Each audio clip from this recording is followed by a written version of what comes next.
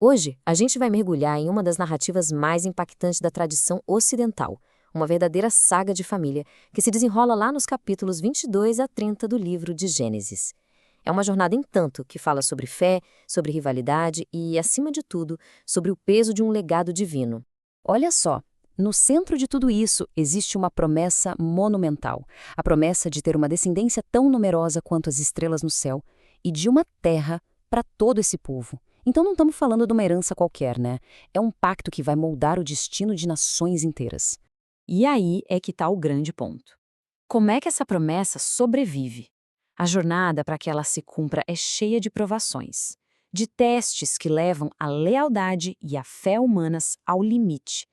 Vamos ver juntos como essa história se desenrola, começando pelo teste supremo do patriarca, o grande Abraão.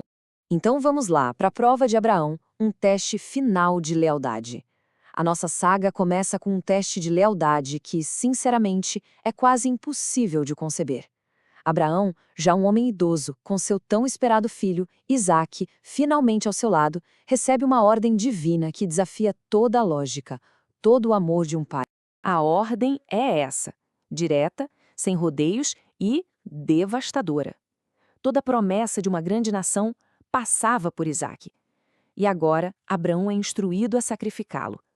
A tensão aqui é absurda porque o futuro de tudo está em jogo naquele momento. A narrativa nos leva por uma jornada silenciosa de 3 dias, carregada de um suspense quase insuportável. Dá para imaginar a caminhada? O peso da lenha nos ombros de Isaque e o peso do segredo no coração de Abraão. Cada passo é um passo a mais em direção ao clímax no altar. E é nesse momento que a pergunta inocente de Isaque quebra o silêncio. Ele obriga Abraão a encarar a realidade do que está prestes a fazer. A resposta dele é cheia de mistério. Deus proverá para si o cordeiro.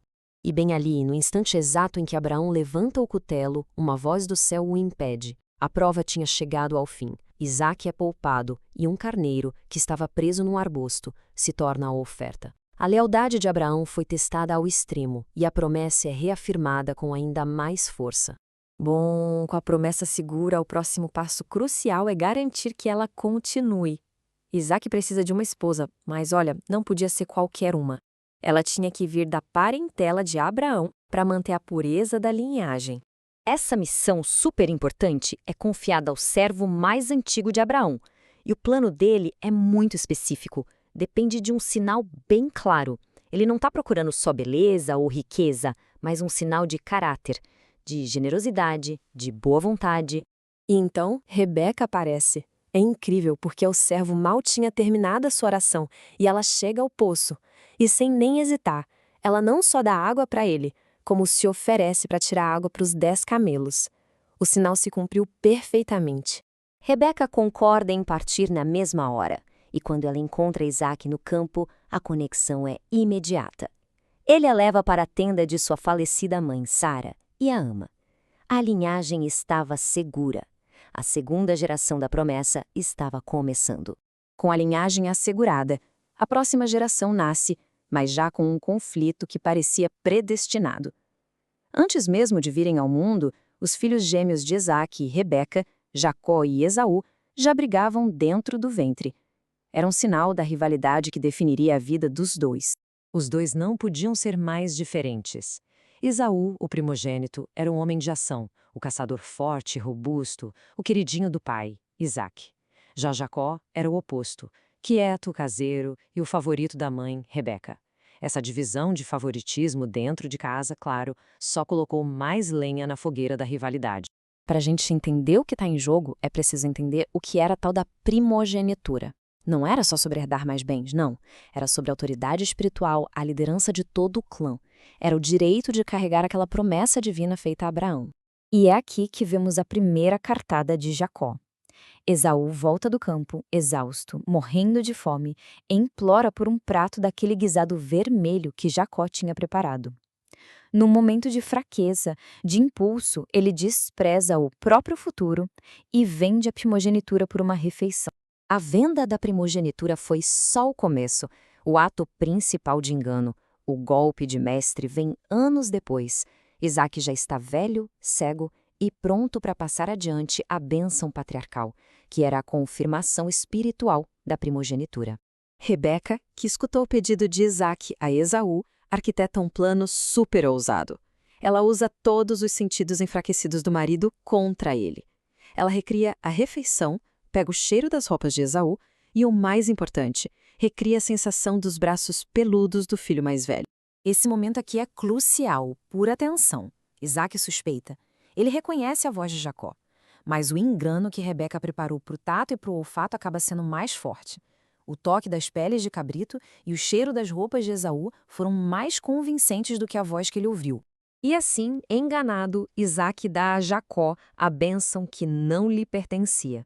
Era uma bênção de prosperidade, de poder e de domínio sobre o irmão. A transferência da promessa estava agora selada por um engano. A chegada de Esaú, logo depois que Jacó saiu, é uma cena de partir o coração.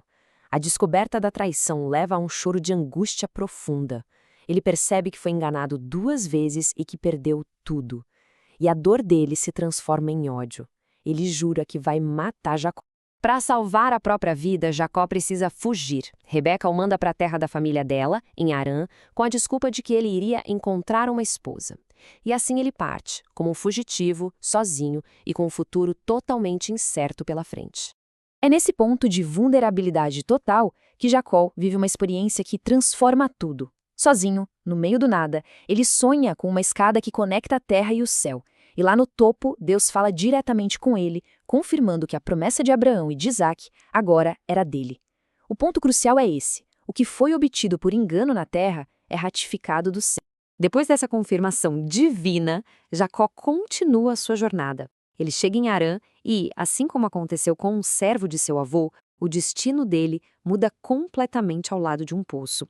É lá que ele encontra Raquel, filha de seu tio Labão, e a vida dele está prestes a entrar num novo capítulo de amor, de trabalho e de mais engano. E é aqui que a gente termina esta parte da saga. A promessa foi passada adiante, mas o caminho foi tudo menos reto. Foi marcado por um sacrifício que quase aconteceu, por uma busca estratégica e por uma série de enganos bem complexos. Isso nos deixa com uma pergunta para refletir. Nesta narrativa, o destino é algo que se cumpre, não importa o que as pessoas façam, ou são justamente as escolhas imperfeitas e as manobras de cada um que acabam construindo esse destino?